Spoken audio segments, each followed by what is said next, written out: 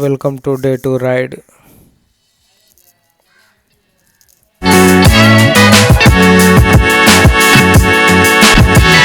ఇప్పుడు ఈ నుండి మనం జగ్గారెడ్డిగూడెం నుండి గుబ్బల మంగమ్మ దగ్గర పోవాలి.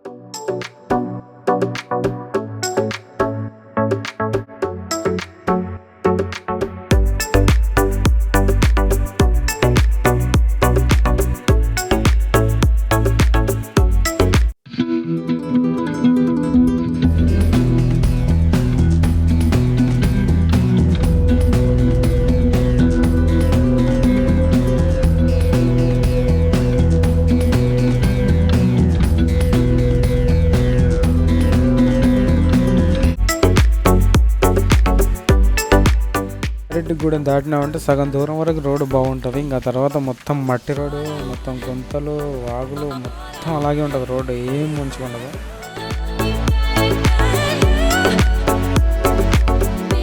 గుబ్బల మంగమ్మ గుడి 2014 కంటే ముందు తెలంగాణ ప్రాంతంలో ఉండేది.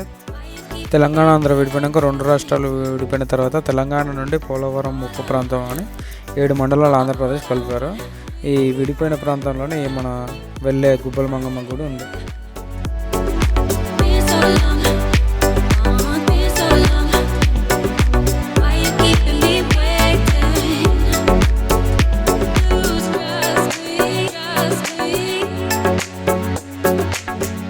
ఒక్కడినే ఒంటరిగా దట్టమైన అడవి మధ్యలో బైక్ పై వెళ్తుంటే ఆ ఫీలింగ్ ఉంది చారి. ఇది గుర్తుపెట్టుకో, ఒంటరిగా అడవిలో వెళ్ళండి, ఫీలింగ్ ఎక్స్పీరియన్స్ చెయ్యండి, పోతే ఎదవ ప్రాణాలు తప్ప. జీవితంలో ఒక్కసారైనా ఒంటరిగా వెళ్ళాలి, అప్పుడే నువ్వేం చేయగలవో నీకు నువ్వు తెలుస్తావు.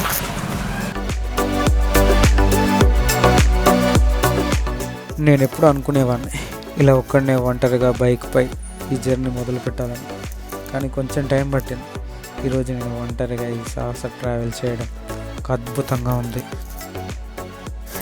నేను ఒంటరిగా ట్రావెల్ చేయాలనుకున్నప్పటి నుండి ఏదో భయం నాకు కలుగుతూనే ఉంది. అవన్నిటినీ గుండెలోనే దాచుకుని ముందుకు కదిలాను. ఈరోజు 2వ రోజు. నేను ఈ ట్రావెల్ చేసే ముందు ఒకటి అనిపించింది, ఏదో ఒక రోజు ముందుకు అడుగు వేయకపోతే బావిలో కప్పలాగా అలాగే అక్కడే ఉండిపోతామేమో అని భయం వేసింది. ఆ భయం నన్ను తరుముతోంది. అలాగే భయపడుతూ ఉండాలా, లేక ముందుకు సాగిపోవాలా, లేక టైం తీసుకొని ట్రావెల్ చేయాలా, అన్ని క్వశ్చన్ మార్కులే. ఆ క్వశ్చన్ మార్కుల తర్వాతే ఆ టైం తీసుకొని ట్రావెల్ చేయడం మొదలెట్టా. ఈ వాగులు, కొండలు, చెట్లు, స్వచ్ఛమైన గాలి, నీరు, పక్షులు, కిలకిల రాగాలు, నీళ్లు, పరవళ్ళు నన్ను పలకరిస్తున్నాయి.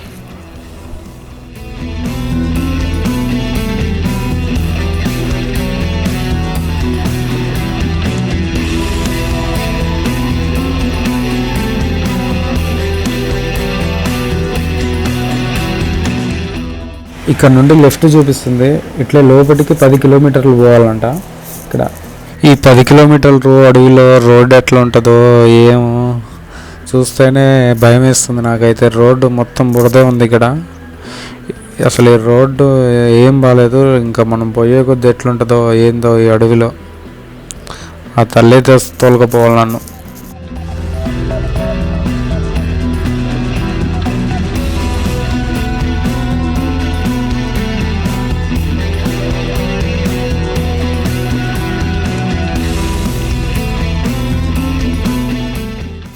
మనకు కనిపించేది గుబ్బల మంగమ్మ తోరణం అని చెప్పిండ్రు అక్కడ ఉన్నోళ్ళు. ఆ తోరణం దాటి ముందరకు పోతే ఇంకా మొత్తం ఆ దేవత మనల్ని తీసుకుపోతుందంట.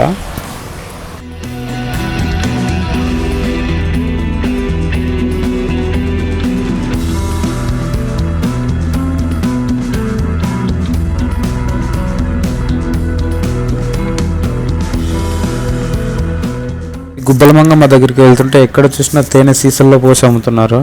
వాళ్ళని అడిగితే స్వచ్ఛమైన అడవిలో తేనె తీసుకొచ్చి అమ్ముతున్నామని చెప్తున్నారు. మరి అది అడవిలో తేనో ఏం తేనో మనకు తెలియదు.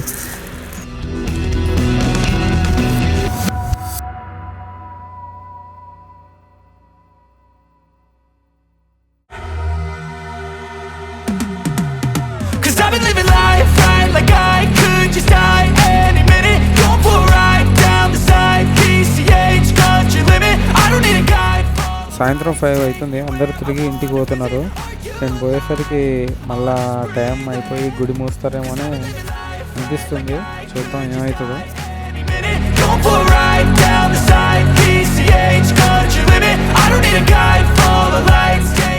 ఈ టైంలోనే ఎట్లుంటే వర్షాకాలంలో ఈ గుడి దగ్గర రావాలంటే చాలా కష్టం రా బాబు. ఎవరైనా వచ్చారు ఇబ్బంది పడతారు ఖచ్చితంగా.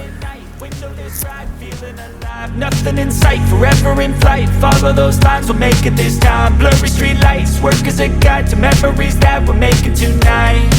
Oh yeah, we'll make it tonight. Yeah, I'll do anything. గుబ్బల మంగమ్మతో పోతుంటే ఈ కొండలు మొత్తం ఎక్కాలే దిగాలే. ఒకసారి ఊహించుకోండి ఆ ఫీలింగ్ ఎట్లా ఉంటుందో. మామూలుగా లేదు అసలుగా.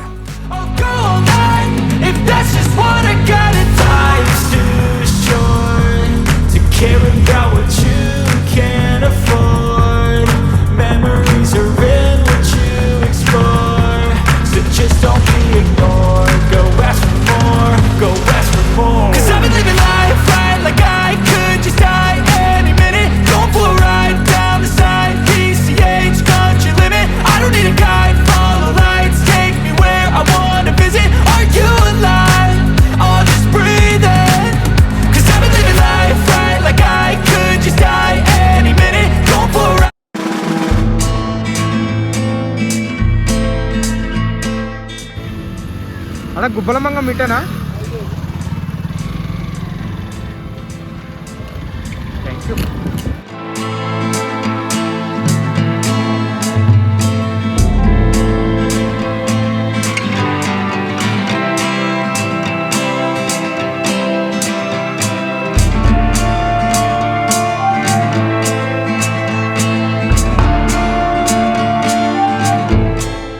దగ్గరికి వచ్చినట్టు స్మెల్ వస్తుంది. ఇంకా వర్షం పడ్డ రోజు వస్తే ఆగమే జీవితం.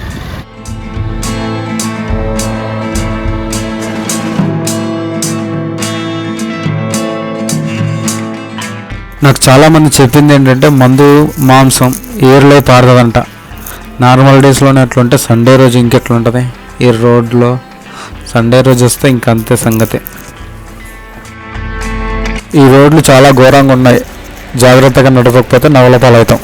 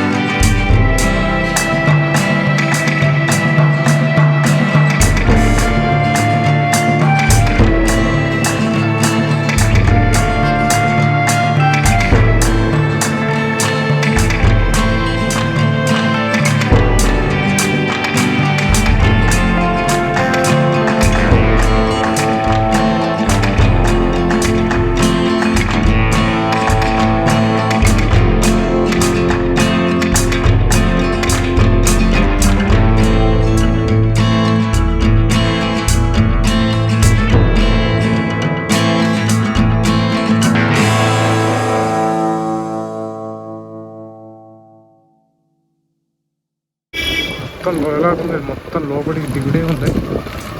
దిగుడు ఎక్కుడు అమ్మ ఏపులు గుంజుతున్నాయి. అమ్మ వచ్చినట్టున్నాం. బోర్డులు కనపడుతున్నాయి, జనాలు కనపడుతున్నారు.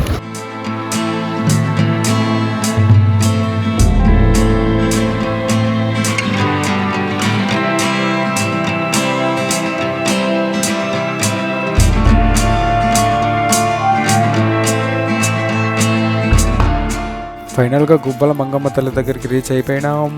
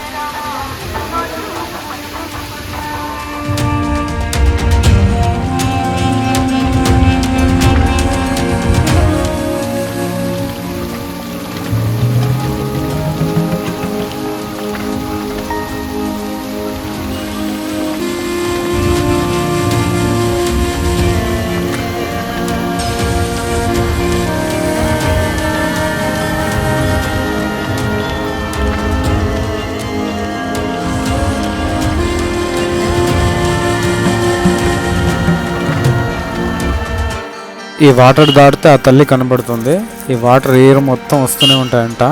వాటర్ ఆరోగ్యానికి చాలా మంచిదని ఇక్కడ చాలామంది చెప్పారు, తాగుతూనే ఉన్నారు. బాటిల్స్లో కూడా తీసుకెళ్లారు. మనం మొయ్యలేము ఇప్పుడు అన్ని వాటర్ పెట్టుకొని పోవాలంటే.